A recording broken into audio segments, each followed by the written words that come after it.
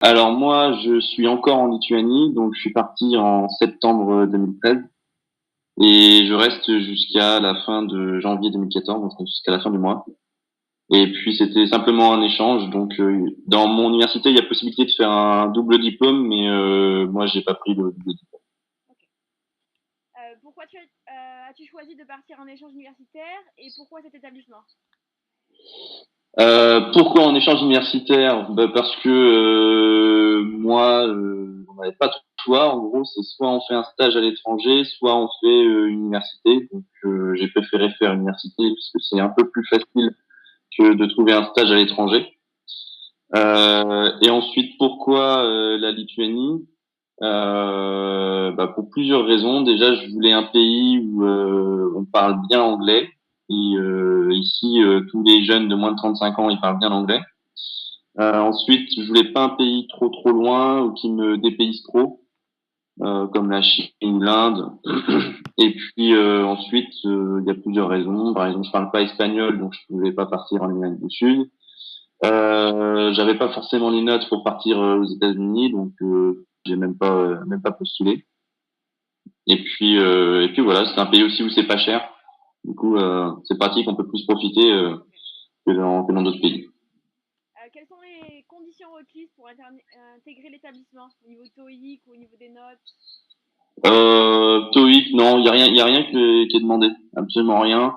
Après les notes, c'est en fonction des choix des autres. Donc moi, je l'avais mis en deuxième choix et je l'ai eu directement. Donc voilà. Après, ça dépend vraiment des choix que tu mets avant et des choix que font les autres aussi. Ok. Quels sont les documents administratifs nécessaires pour intégrer l'école? Pareil, rien du tout, vu que c'est dans l'Union européenne, c'est très simple, il y a besoin de rien. D'accord, Juste une carte d'identité. d'accord, parfait. En ce qui concerne l'environnement scolaire, est-ce que tu as eu un large choix de cours? Alors, en fait, on a le choix. Alors, comment ça se passe? En fait, c'est un peu comme à Kedge, si je me trompe pas maintenant. En gros, on a un cours par mois avec le partiel à la fin du mois. Ok, Donc, du coup, il y a plusieurs programmes, il y a 4 programmes, et en fait, on peut choisir nos cours parmi les 4 programmes. Sachant que parmi les 4 programmes, il y a 2 programmes de finance et 2 programmes de international marketing and management. d'accord.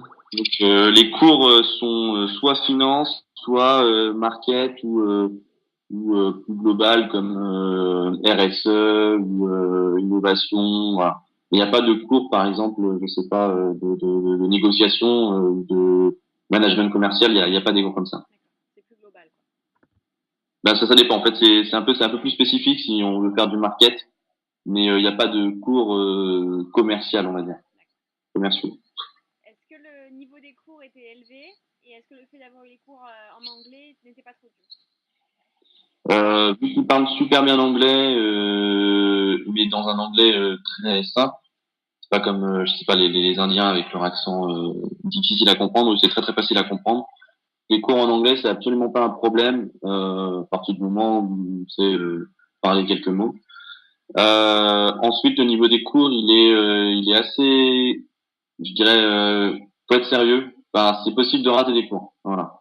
C'est-à-dire que si on fait pas attention, si on fait vraiment rien, on passe pas les cours. Mais après, ça demande pas non plus une intensité de fou. En moyenne, tu avais combien d'heures de cours par semaine? Et donc, est-ce que la charge de travail était plus importante qu'à Kedge ou moins importante?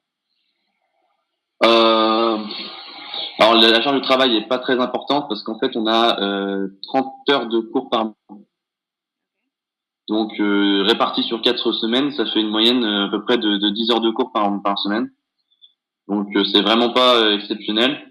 Mais après, il y a quand même un peu de taf à la maison. Donc voilà. C'est pas très intensif. D'accord. Est-ce que les profs sont facilement accessibles pour poser des questions sur les cours ou sur d'autres sujets? Ils sont super accessibles et les Lituaniens sont vraiment super sympas.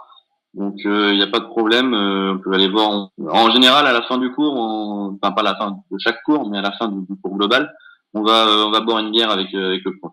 Ok, Donc ça donne une idée de l'ambiance qu'il y a avec les profs. C'est vraiment super cool. ok. Est-ce que tu sais combien d'électifs tu vas à valider au cours de ce semestre?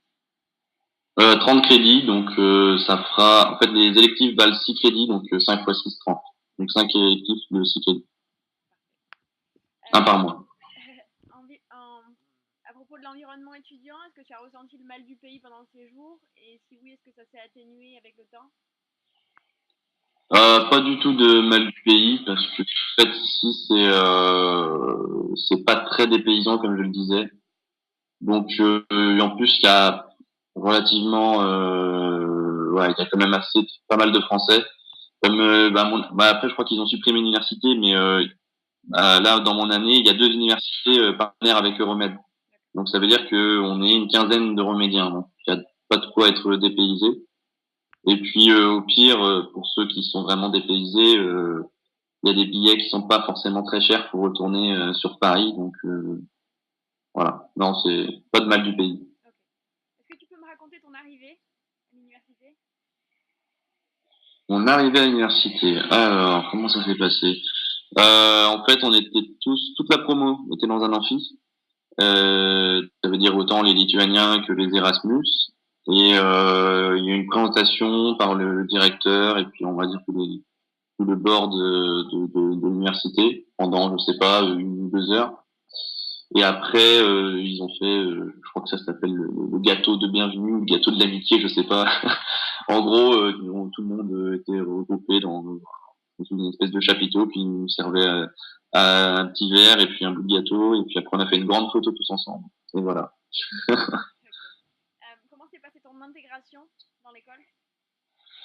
Alors l'école, c'est pas une école en fait.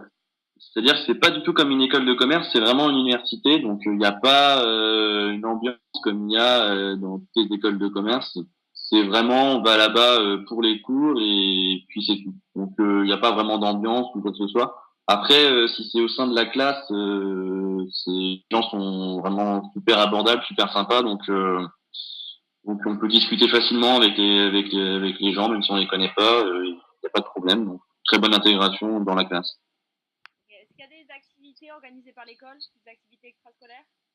Ouais, il y en a pas mal, surtout pour les Erasmus. Je dirais pas qu'il y en a toutes les semaines, mais quasiment. Comme des visites touristiques. La plupart du temps, c'est des visites touristiques, mais il y avait aussi des sorties karting, des sorties qu'est-ce qu'il y a eu, des concerts, des sorties dans des bars. Donc il y a toujours quelque chose d'organisé, mais bon, ça, on n'est pas du tout obligé de les faire pour être intégré. D'accord. Est-ce qu'il est possible de faire partie d'une association au sein de l'université? C'est sans doute possible. Je sais qu'il y a l'IESEC qui est là-bas et qui recrute. Donc il y a l'IESEC il est possible d'intégrer. Après, pour les autres, comme je disais, il n'y a pas forcément une vie associative comme dans les autres écoles de commerce. Donc c'est pas une école de commerce, c'est vraiment une université. Donc je sais pas.